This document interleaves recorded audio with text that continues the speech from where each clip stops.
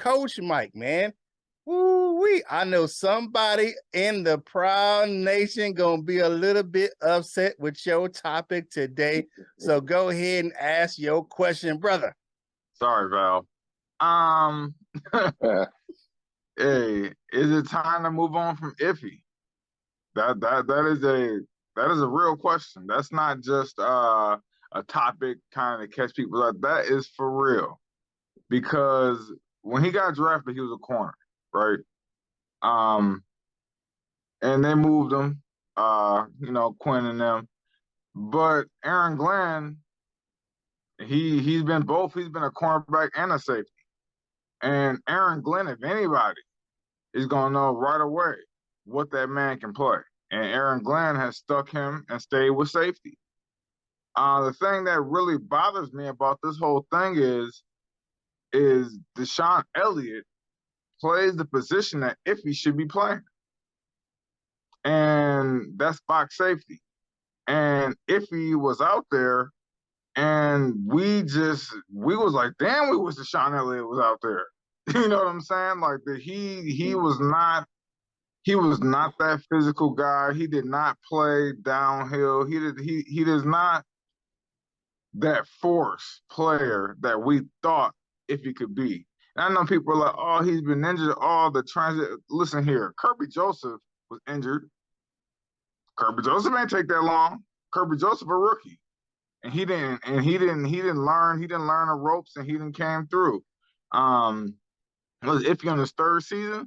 Second season, whatever. Yeah, I mean, but the thing is yep, he got drafted last year. He's in last year's class. Yeah, the thing is you've had time. You've had time, and you still like a deer in headlights out there.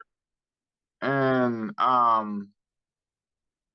it's just you either know it or you don't. You know what I'm saying? These instinct, these plays, you either know it or you don't.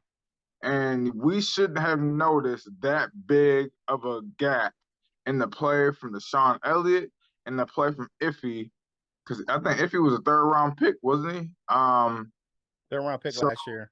Yeah, So, man, that means you can play, buddy. What was Kirby Joseph? I'm just saying. That the transition from the game shouldn't be that much. It shouldn't be that big. It shouldn't take that long. And for people saying, "Oh, he could play outside linebacker if he put on a little weight, he could." No, he can't. No, the hell. Who the hell said that? No, the hell. It was some rumble. It was some rumbles on a couple of pages, man. Where they're like, he could put on 10, 15 pounds. 75 pounds to be. I mean, because he's 6'3", 215. So they he put on 15 pounds. Somebody he could be a coverage linebacker, third down, and all that, man. And I heard the rumbles. I seen it. I didn't really say much to it, but for those people who was on that train, no, the hell he can't, because he can't be that same force player that Deshaun Elliott is in the run game from the safety position. So, is it time to move him back to corner? That might be something that might be a thought, is maybe we looking for a number 2 corner or another corner, and maybe Iffy's it. Maybe he got to move back to corner. I don't know, man, but y'all gotta let me know what y'all think about this whole Iffy situation, because Iffy is looking kind of iffy right now. So, All right.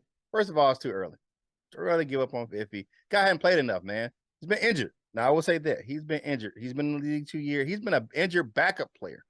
So, really. And he learned a new position this year. Here's the difference between him and Kirby Joseph. Kirby Joseph is playing his natural position. Kirby Joseph plays safety all his college career. What if he played at Syracuse? He played outside corner. He played outside corner. Outside corner. Say again now? Yeah. And he played wide receiver too. Who did? Kirby Joseph? Kirby Joseph. Yeah. If he played corner, he's an outside guy. He's an outside leverage guy. Learning a new position this year, but he's still been injured. He's got good speed and length. He's got some size on him. Here's my thing, and I've said this before, and it really showed in this game that against the Panthers. They switched they switched the guy who should have stayed outside corner and left a guy at corner who should have got moved to safety. And the guy who should have got moved to safety was damn Jeff Okudah. Jeff Okudah has more natural instincts as a safety. This is the way it does because of the way he tackles. He is a better suited as a safety than Iffy is. But they are stuck on this. He's the third. He's the number 3 overall pick at corner. Jeff Okudah, if you look at how he plays, especially down in the box, he'd be a great box safety. Period. That would be a good place for him. You stick Iffy ass back outside on the corner. That's where he has more natural ability because he's not a great tackler. We know that. We saw that in the game this week. We saw that he's not a great tackler. You move the guys around. Move Okudah ass to say Okudah he probably be one of the top box safeties in the league. You put Okudah just because the way he tackles. He plays great inside the box. Put a little more weight on him because he's got the size. You put a little more weight on him. That he's a great box safety. And then you have some guys that you have depth at that position, mixing in with Kirby Joseph and Tracy Walker and those guys. But I just think they moved the wrong guy to the wrong position. I get it, he was number 3 pick, but I think he can't hit where he was drafted. But I think Okudah will be a better box safety than Iffy would any day of the week. And I think he would be better if he's better outside guy. He's got that long length. He's faster than damn Jeff Okudah. Period, point blank. Yes. Iffy is faster than Okudah. Way faster than Okudah. Really? Okay. That was one of Okudah's issues coming out of Ohio State was his speed. Because I think he ran like a 4.54, maybe a 4.7 40 coming out of Ohio State. He wasn't that fast coming out. That's what a lot of people were like. I thought they were saying that after his new little injury or whatnot, he was running in the 4.3s or something like that. Or was that J-Mo I'm thinking about? It was somebody else. That was J-Mo that was running the 4. He was a 4.2 guy, and then after he had his ACL surgery, he ran in the 4. He ran in the 4.3s like a couple of weeks after having surgery. That's what the thing was J-Mo. But to me, and I'll kick it to you, LL. I just think that they trying to give up on Iffy just there. I just think they need to use him right, and we're getting into that shuffle where you have all this young talent, you're trying to cultivate it, and you try to move them to different places to see where you can cultivate it. But I think my thing is you move Jeff Okudah as safety and put Iffy back on the outside. That's just me. What you think, LL? Yeah, he probably better. Well, let me say this: I definitely don't want Iffy playing box safety. I never thought that anyway. Like, I guess because how big he is, but he's not. I didn't never see him as that physical of a player. I definitely would have tried him at free safety, which is what they did, or outside. He seems to play better on the outside. I don't know if I want him covering down on the slot, and that's what I was thinking as you were saying it about Okudah.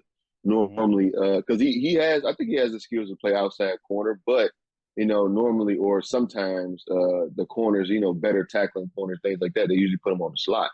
But we got a slot guy, so I think they're doing okay. I think it's worth just try. You just can't put him in positions to be the guy to have to be the hammer because he can't be that. They on a few of the plays, or one of the things that I noticed from the other game was they tried to put Kirby Joseph down in the box and use Iffy on the backside. That's where you see him coming down and whiffing on the making business decisions, as they say. So I don't know if it's because in my head at first I was going to say because I thought this was his 3rd year but I don't know why I thought this was his 3rd year. Second year. This has only been his 2nd year. He got drafted by Brad Holmes. Give him another year at least. Maybe to maybe develop into a depth piece. But if he can't develop into something, it's definitely time to look elsewhere. We'll draft somebody. It's all about development. Maybe. Let's say he don't do nothing this year, and then in his 4th year, he start to take like a step and a half ahead. Like, cool. Right. But he was just here anyway, so he finally got to figure it out. Yeah.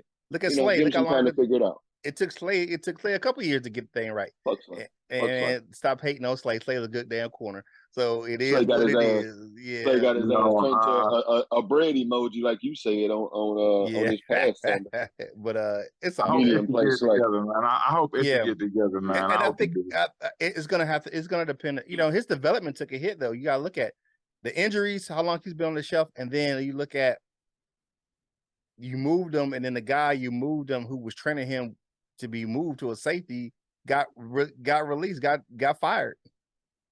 So you gotta look at some of the guys who were so adept to hanging on with Aubrey Pleasant, and he came back. His development got changed a little bit because guess what?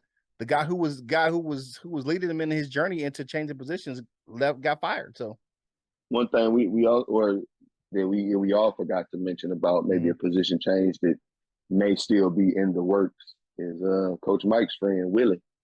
They tried to bounce him around a few times and he can't seem to bounce pick a his spot. ass to the unemployment line. Hey, if you want to hear what myself and LL had to say about this topic, man, tune into the full version of today's Lunchtime Detroit Lions Talk. A couple of videos back, man. You're already on the channel, so just click back a couple of videos and watch the whole conversation with me and LL. We had to think right here on your home for Detroit Lions Newsroom.